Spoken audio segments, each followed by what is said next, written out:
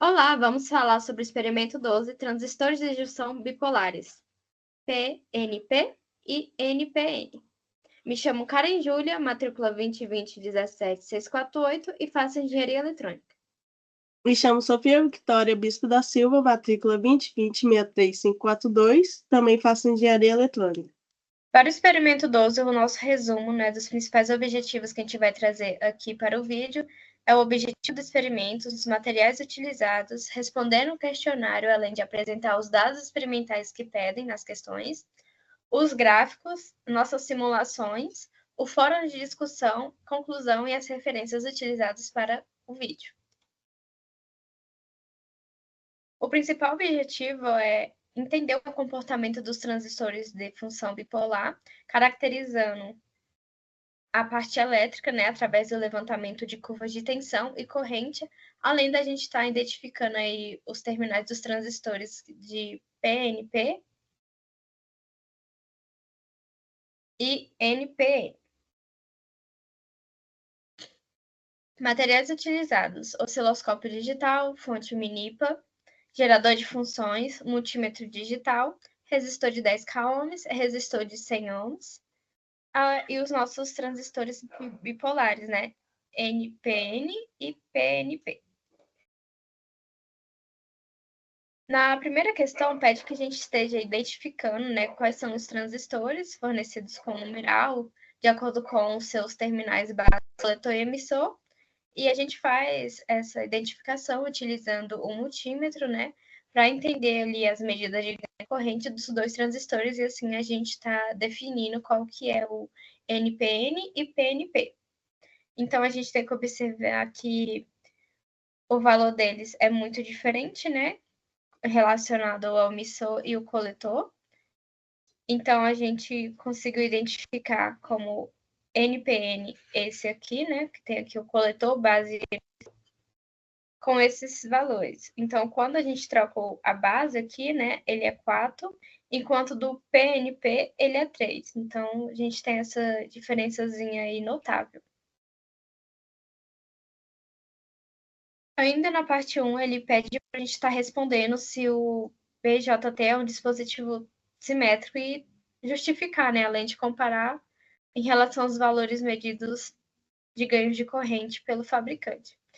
Então, a gente pode falar que ele não é um dispositivo simétrico, porque ambos, têm distinção aí das suas camadas de material de semicondutor. Então, por exemplo, a gente tem aí a camada do PNP sendo PNP, já o PN, como o próprio nome diz, PNP. Então, essas camadas são chamadas de emissor, base, coletor, e essa estrutura faz com que eles não sejam simétricos por conta das camadas e dos dopantes, além das propriedades elétricas para dopar, essas camadas, e eles variam. Assim como a gente pode perceber, nos valores aqui e também no nosso datasheet aqui do lado, Na questão 2, a gente tinha que montar o circuito abaixo, que foi esse daqui, que a gente tinha que obter dois gráficos. Nesse caso seria do transistor PNP, usando uma tensão de fonte VDC 10 volts e vario VA entre 0 a 9 volts, em passos de 1 volt. Obtenha e anote os valores dos resistores usados com multímetro. O nosso resistor que a gente usou foi de 200,3 ohms, resistor 2 de 892 ohms. Esse foi o nosso resultado. VA nosso resultado de VA, de 0 a 9 volts. VB, VC, IB, IE, IEC e o beta.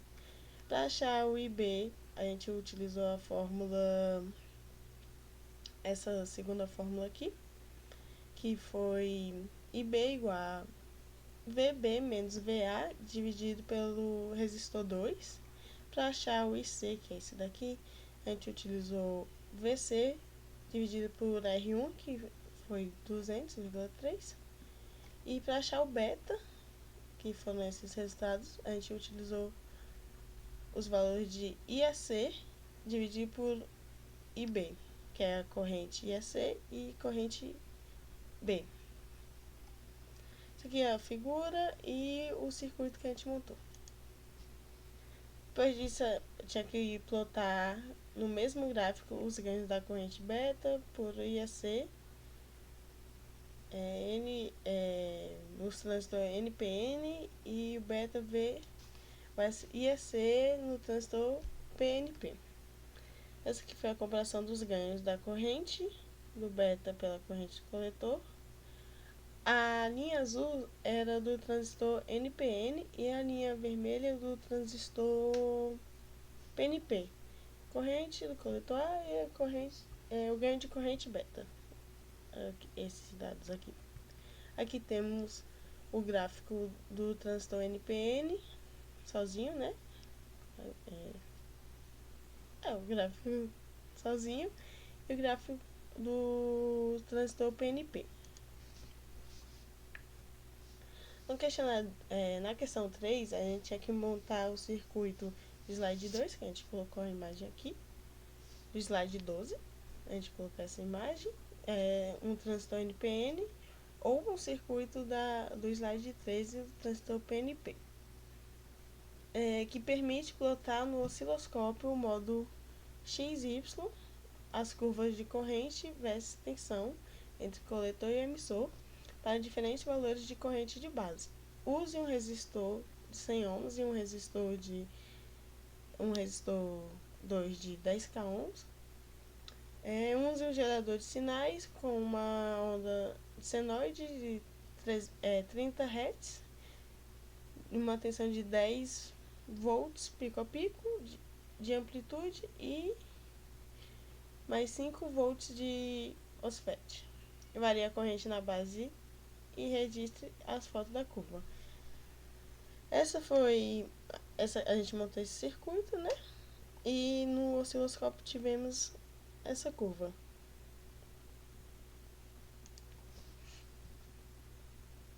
Na questão 3, a gente tinha que montar um mesmo circuito que a gente montou na questão anterior, só que a gente agora usava o programa LT Spice e tinha que simular esse circuito para plotar as mesmas curvas quase estáticas obtidas no osciloscópio.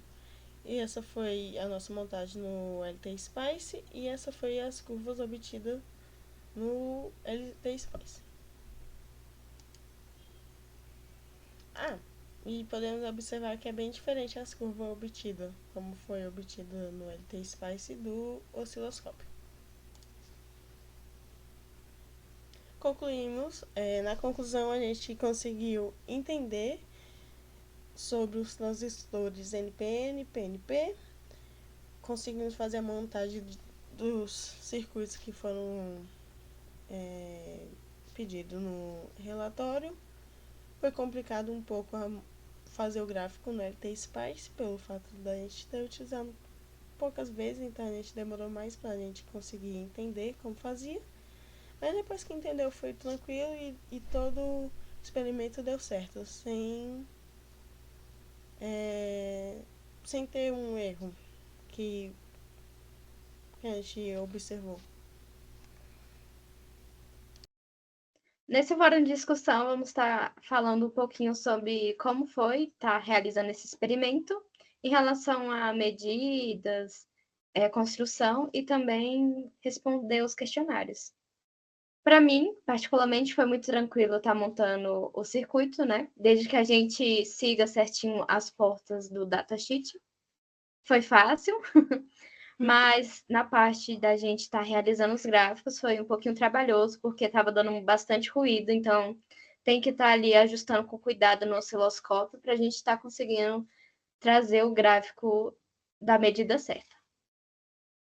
Para mim foi tranquilo e foi interessante, por causa que a gente tinha estudado na semana ou 2 semanas antes sobre os transistores, então foi bem interessante mexer mesmo com o transistor, sabendo o que eles eram, que tipo de componente é. E sabendo as portas, como utilizar o datasheet e saber qual perninha é. Então foi bem legal. Para a construção do slide e resposta dos questionários, utilizamos o vídeo do professor como referência, porque ele é bastante completo. Obrigada por assistir. E é isso.